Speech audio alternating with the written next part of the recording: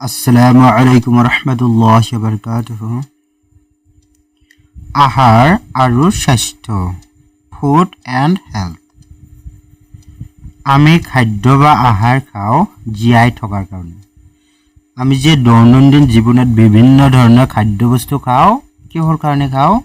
জীয়াই থকাৰ কাৰণে আমি বিভিন্ন ধৰণৰ খাদ্যবস্তু খাওঁ। বা পৃথিৱীত যিমানবিলাক জীৱ আছে, এই গোটেইবিলাক জীৱই কিয় খাদ্য খায়? জীয়াই থকাৰ কাৰণে বিভিন্ন ধৰণৰ খাদ্যবস্তু খায়। সকলো খাদ্যৰ ভিতৰত কিছুমান পুষ্টিকাৰক দ্ৰব্য বা বস্তু থাকে। আমি যে বিভিন্ন ধৰণৰ খাদ্য খাওঁ, এই সকলো খাদ্যৰ ভিতৰত কিছুমান পুষ্টিকাৰক দ্ৰব্য বা বস্তু থাকে। আমি খোৱা খাদ্যবোৰত পুষ্টিকাৰক পদাৰ্থবিলাক কি হয়? কাৰ্বহাইড্ৰেট, প্ৰ'টিন, চৰ্বি, ভিটামিন আৰু খনিজ পদাৰ্থ। আৰু এই পুষ্টিকাৰক দ্ৰব্যবিলাকে আমাৰ দেহত কি কাম কৰে? এই পুষ্টিকাৰক দ্ৰব্যবিলাকে আমাৰ কি কৰে? বৃদ্ধিত সহায় কৰে, আমাৰ কি কৰে? বিকাশত সহায় কৰে, আমাৰ দেহটো কি কৰে? শক্তিশালী আৰু সতেজ কৰি ৰখাত সহায় কৰে, আমাৰ দেহত কি কৰে? বিভিন্ন কাম কৰাৰ শক্তি দিয়ে।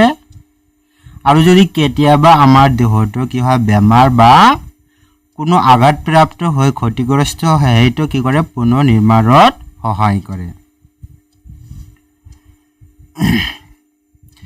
যি আহাৰত পুষ্টিকাৰক দ্ৰব্যবিলাক সঠিক পৰিমাণত থাকে, সেই আহাৰবোৰক সুষম আহাৰ বোলে। এতিয়া প্ৰশ্ন হ'ল সুষম আহাৰ কাক বোলে? যি আহাৰত বা যি খাদ্যত পুষ্টিকাৰক দ্ৰব্যবিলাক সঠিক পৰিমাণত থাকে, মানে কমো নহয় বেছিও নহয়, সেই আহাৰবোৰক সুষম আহাৰ বোলে। তেনেধৰণৰ খাদ্য বা আহাৰক সুষম আহাৰ বোলে। সুষম খাদ্যৰ উপাদানবোৰ। এই সুষম যে খাদ্য আছে নহয়, এই খাদ্যবোৰত কি কি উপাদান থাকে সেইবিলাক ইয়াতে দিয়া হৈছে। 1 নম্বৰ হ'ল কাৰ্বহাইড্ৰেট আৰু চৰ্বি। এই কাৰ্বহাইড্ৰেট চৰ্বি কি হয়? সুষম খাদ্যৰ উপাদান হয়। ইয়াৰ পৰা আমি শৰীৰৰ শক্তি পাওঁ। এই কাৰ্বহাইড্ৰেট আৰু চৰ্বিয়ে কি কৰে? আমাৰ দেহত শক্তিৰ যোগান ধৰে। কাৰ্বহাইড্ৰেটযুক্ত খাদ্যৰ উদাহৰণ হ'ল চাউল, আটা, ময়দা।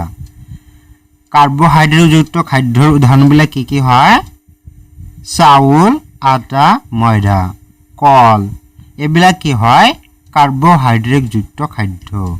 আৰু চৰ্বিযুক্ত খাদ্যৰ উদাহৰণ হ'ল ঘি, মাখন, গাখীৰ আদি। চৰ্বিযুক্ত খাদ্যৰ উদাহৰণবিলাক কি কি হয়? ঘি, মাখন, গাখীৰ আদি। 2 নম্বৰ হ'ল প্ৰ'টিন। প্ৰ'টিনে আমাৰ শৰীৰৰ গঠন আৰু বৃদ্ধিত সহায় কৰে। প্ৰ'টিনে কি কৰে? আমাৰ শৰীৰৰ যিটো গঠন আছে, সেই গঠন আৰু কি কৰে? বৃদ্ধিত সহায় কৰে। আমি যে সৰুৰ পৰা লাহে লাহে ডাঙৰ হৈ আছোঁ, তো কিহৰ কাৰণে হৈ আছোঁ? এই প্ৰ'টিনৰ, আমি যে খাদ্য খাওঁ, খাদ্য থকা যে প্ৰ'টিন থাকে নহয়, এই প্ৰ'টিনৰ কাৰণে আমি লাহে লাহে বৃদ্ধি হৈ থাকোঁ। আমাৰ দেহত যদি প্ৰ'টিনৰ অভাৱ হয়, তেনেহ'লে আমাৰ বৃদ্ধিটো কি হৈ যাব পাৰে? থমকি যাব পাৰে। প্ৰ'টিনে ৰোগ প্ৰতিৰোধ ক্ষমতা বঢ়ায়।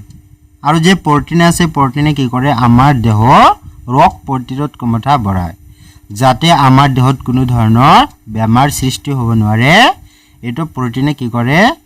আমাক সহায় কৰে। মাছ, কণী, দাইল, মটৰ আদি হ'ল প্ৰ'টিনযুক্ত খাদ্যৰ উদাহৰণ। প্ৰ'টিনযুক্ত খাদ্যৰ উদাহৰণবিলাক কি কি হয়? মাছ, কণী, দাইল, মটৰ আদি হ'ল প্ৰ'টিনযুক্ত খাদ্যৰ উদাহৰণ। এই খাদ্যৰ পৰাই আমি কি পাওঁ? প্ৰ'টিন পাওঁ, প্ৰচুৰ পৰিমাণে প্ৰ'টিন পাওঁ। 3 নম্বৰ হ'ল ভিটামিন বা খাদ্যপ্ৰাণ। আমাৰ শৰীৰৰ বৃদ্ধিৰ কাৰণে ভিটামিনৰ প্ৰয়োজন হয়। আমাৰ শৰীৰৰ যে বৃদ্ধি আছে আৰু বিভিন্ন বেমাৰৰ বিৰুদ্ধে যুঁজিবলৈ আমাৰ শৰীৰত কি হয়? ভিটামিনৰ প্ৰয়োজন হয়।